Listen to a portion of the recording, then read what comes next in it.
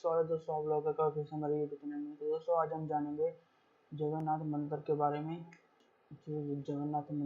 में। तो चलो सबसे पहले वीडियो को स्टार्ट करते हैं। तो आप लोगों से कुछ पूछना चाहता हूँ और बताना भी चाहता हूँ आपको। क्या आप किसी ऐसी जगह के बारे में जानते हैं जहाँ साइंस नाम का वर्ड काम नहीं करता है, जहाँ पर कोई साउंड एनर्जी काम नहीं करती है, जहाँ पर हवा आपको अपोजिट डायरेक्शन में फ्लो करती हुई दिखेगी, जहाँ पर 17 बार राजा महाराजा ने हमले करवाए पर फिर भी ये जगह आज बिल्कुल ठीक है, जहाँ पर प्राइम मिनिस्टर इंदिरा गांधी को एंट्री करने से मना कर दिया था। क्या आपको पता है इन सारी बातों के बारे नहीं में? भाई, हमको तो मालूम चलिए मैं नहीं आपको है। बताता हूँ। मैं बात कर रहा हूँ जगन्नाथ टेम्पल के बारे में।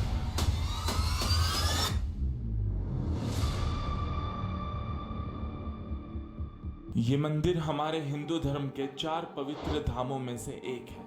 ये मंदिर हमारे ईस्टर्न कोस्ट पुरी में है। इस मंदिर का निर्माण 12वीं सेंचुरी में गंगा डायनेस्टी के किंग ने किया था। इस मंदिर के अंदर 9 रहस्यमयी बातें हैं जिनका आंसर आज तक कोई नहीं निकाल पाया है।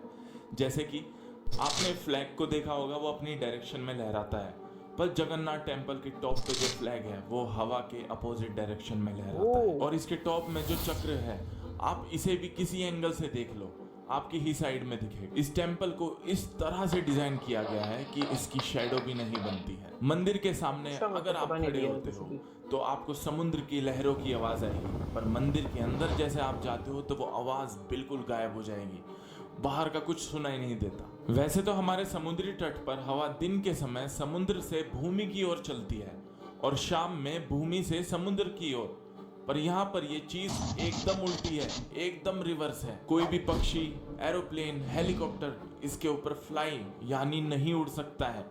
आपने देखा होगा जितने भी मॉन्यूमेंट्स हैं, टेम्पल हैं, जो भी हाइट वाली प्लेस पर होते हैं, वहां पर बर्ड्स जाकर बैठ जाती है, पर हमारे जगन्नाथ टेम्पल में आज तक कोई भी पक्षी नहीं बैठा है जाके ऊपर। रहस्यमय वाली बात है। और इस मंदिर में एक खास बात यह है कि अगर यहाँ एक दिन में 1 लाख लोग आ जाएं तो प्रसाद कभी भी कम नहीं पड़ता है और ना वेस्ट होता है। इस मंदिर के टॉप में जो झंडा लगा हुआ है वो हर रोज चेंज होता है। अगर गलती से भी ये एक दिन ना बदला जाए तो ये मंदिर 18 साल के लिए बंद हो जाएगा। यहाँ पर प्रसाद बनाने का तरीका कुछ डिफरेंट है। यहाँ दोस्तों मुझे इस चीज़ के बारे में बिल्कुल भी नॉलेज नहीं थी। मुझे तो अब पता लग रहा है। आप लोगों को पता था तो कमेंट पे जरूर बताना। पर 7 मिट्टी के बर्तन एक दूसरे के ऊपर रखे जाते हैं और नीचे लकड़ी की आग होती है। और शॉकिंग वाली बात यह है कि सबसे टॉप में जो बर्तन होता है वो सबसे पहले पकता है और नीचे वाला जो होता है वो आखिरी में पकता है। वरना देखा जाए तो पहले नीचे वाला पकेगा फिर ऊपर वाला।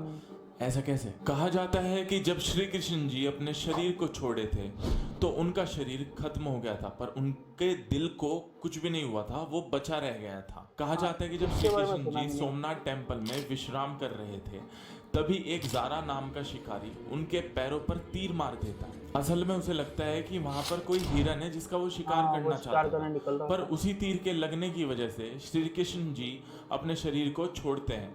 और श्री कृष्ण जी ने ये बात महाभारत में पहले ही कह दिया था कि इस शरीर को छोड़ने का कारण मेरा पैर ही बनेगा। वैसे इसकी भी पीछे बहुत बड़ा रहस्य छिपा है। कमेंट बॉक्स में बताइए अगर आप इसके बारे में जानना चाहते हैं तो। और कहा जाता है कि भगवान श्री कृष्ण का दिल आज भी जगन्नाथ टेम्पल में है और यहाँ पे 12 साल में मूर्ति को बदला जाता है। जिस दिन ये काम होता है उस दिन ओडिशा गवर्नमेंट उस जगह ये इलेक्ट्रिसिटी कट कर देती है ताकि इसे कोई ना देख पाए। और जो मूर्ति को चेंज करता है उसकी आंख पर भी पट्टी बांध दी जाती है जिससे कि वो इंसान भी ना देख पाए। पुरानी मूर्ति में जो पदार्थ रहता है जिसे श्री कृष्ण जी का दिल माना जाता है उसे नई वाली मूर्ति में रख दिया जाता है। और कहा जाता है कि गलती से किसी ने ये देख लिया, वो इंसान उसी समय अपने शरीर को त्याग कर बैठेगा। जगन्नाथ टेम्पल का इतिहास बहुत ही ज्यादा खतरनाक और बहुत ही ज्यादा बुरा रहा है। विदेश के टेररिस्ट, मुगल के राजा और महाराजाओं ने 17 बार ही हमला करवाए हैं जगन्नाथ टेम्पल को बर्बाद करने के। पहला हमला 1340 में हुआ, सुल्तान लियास शाह ने करवाया। दूसरा हमला 1360 में हुआ, दिल्ली के सुल्तान फिरोज शाह तुगलक ने करवाया। तीसरा हमला 1509 में हुआ, बंगाल के सुल्तान अलाउद्दीन हुसैन शाह के कमांडर इस्माइल गाजी ने किया, पर प्रताप रुद्र देव ने इसे हरा दिया। चौथा हमला 1568 में हुआ, काला पहाड़ा नाम के एक अफगान हमलावर ने किया। पांचवा हमला 1592 में हुआ। ये ओडिशा के सुल्तान ईशा के बेटे उस्मान और कुट्टू खान के बेटे सुलेमान ने किया। छठा हमला 1601 में हुआ। बंगाल के नवाब इस्लाम खान के कमांडर मिर्जा खुराम ने किया। सातवां हमला ओडिशा के सूबेदार हासिम खान ने किया। फिर 1608 में जगन्नाथ मंदिर के मूर्तियों को दोबारा से लाया गया। आठवां हमला हसीम खान के सेना में जो काम करने वाले थे एक हिंदू जागीरदार ने किया। नौवां हमला 1611 में हुआ। मुगल बादशाह अकबर के 9 रत्न में शामिल राजा टोडरमल के बेटे ने किया। 10वां हमला भी उनके बेटे ने दोबारा किया। इस हमले के दौरान मंदिर को पूरी तरह से लूट लिया गया था। 11वां हमला 1617 में हुआ। दिल्ली के बादशाह जहांगीर के सेनापति मुकर्रम खान ने किया। 12वां हमला 1621 में हुआ। ओडिशा के मुगल गवर्नर मिर्जा अहमद बेग ने किया। 13वां हमला 1641 में हुआ। ओडिशा के मुगल गवर्नर मिर्जा मक्की ने किया। 14वां हमला ये भी मिर्जा मक्की ने किया। 15वां हमला आमिर फतेह खान ने की। 16वां हमला 1692 में हुआ। मुगल बादशाह औरंगजेब ने किया। 17वां हमला 1699 में हुआ। मोहम्मद ताकी खान ने किया था। इन सारी घटनाओं के बाद भी हमारे पूर्वज उन मूर्ति को बचाए रखे। जगन्नाथ मंदिर में 3 प्रमुख मूर्ति हैं, भगवान जगन्नाथ, सुभद्रा और बलभद्र। इन सब इंसिडेंट के कारण बताया जाता है कि भगवान जगन्नाथ को 104 साल अपने दरबार से दूर रहना पड़ा। इन सभी अटैक की वजह से ही हमें बहुत सारी रेस्ट्रिक्शंस हैं जगन्नाथ टेम्पल में एंट्री करने के लिए। यहाँ पर सिर्फ सनातनी हिंदू ही आ सकते हैं। अगर आप हिंदू नहीं हो तो आपकी एंट्री यहाँ पे नहीं होगी। और ये चीज टेम्पल के बाहर शिलापत में 5 लैंग्वेज में लिखी है, इंग्लिश, हिंदी, बंगाली, उड़ीसा और उर्दू। भले ही आप कितने भी बड़े इंसान हो, आप बताओ प्राइम मिनिस्टर से बड़ा तो कोई भी नहीं हो सकता। यहाँ पर प्राइम मिनिस्टर इंदिरा गांधी तक को भी एंट्री नहीं मिली थी क्योंकि वो हिंदू नहीं है। तो आप क्या पूछोगे फिर क्या है वो? पुजारियों के मुताबिक इंदिरा गांधी हिंदू नहीं पारसी हैं। और आपको बता दें कि इंदिरा गांधी, राजीव गांधी, प्रियंका गांधी को सरनेम जवाहरलाल नेहरू जी ने नहीं, फिरोज गांधी से मिला था। क्योंकि इंदिरा गांधी हिंदू परिवार के है, नेहरू की लड़की है, परंतु वो दूसरी धर्म को पति को शादी किया है, तो उसी परंपरा को चलेगी, इसी धर्म को चलेगी। वो हमारा सनातन धर्म की मनु संहिता आदि सब शास्त्र की विचारधारा है।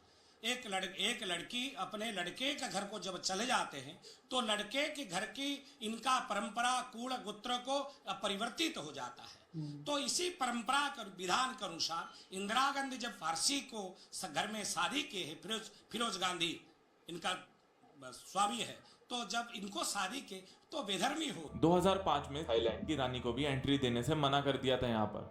2006 में स्विट्जरलैंड की एक नागरिक ने डोनेशन के रूप में 1 करोड़ 78 लाख डोनेट किए, पर फिर भी उन्हें एंट्री नहीं मिली। मतलब आप कितने बड़े हो, कितना भी पैसा हो, ये चीज मैटर नहीं करती है। उन्हें भी बाहर से ही दर्शन कराए और कहा कि चलिए। इस मंदिर के साथ जो भी घटनाएं हुई हैं उससे हमें सीख भी मिलती है कि अगर कोई चीज है हमारी और दूसरा उसे लेना चाहता है, उसे बर्बाद करना चाहता है, तो आपको हर कीमत में उसे बचाना है, आपकी जिम्मेदारी है। दोस्तों वीडियो कैसी लगी जरूर बताइएगा और अगला टॉपिक कमेंट बॉक्स में लिखिएगा जिससे मुझे मदद मिले कि मैं आपके लिए क्या वीडियोस ला सकूं। तो चलो दोस्तों, इसी तरह करते हुए वीडियो खत्म। दोस्तों मुझे मतलब भाई साहब ने जितना भी बताया ना, मुझे कुछ भी नॉलेज नहीं थी बिल्कुल। तो मुझे तो आप लोगों को मालूम था तो मुझे कमेंट करके जरूर बताना। मिलते हैं अगली नई वीडियो में।